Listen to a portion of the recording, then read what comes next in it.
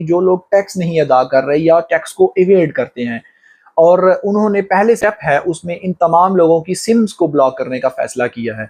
अब ये वीडियो आपके लिए क्यों इंपॉर्टेंट है? अगर आप कारोबारी हैं या आपकी इनकम टैक्सेबल है और आपने टैक्स पे नहीं किया, तो आपका नाम मुमकिन है कि इस लिस्ट के अंदर शामिल हो सकता है। इस वीडियो में मैं आपको बताऊंगा कि आपने इस लिस्ट को कहाँ फाइंड करना है, ये लिस्ट का आपको मिलेगी कहाँ पर। सेकेंडली, आपने इस लिस्ट में अपना नाम कैसे तलाश करना है।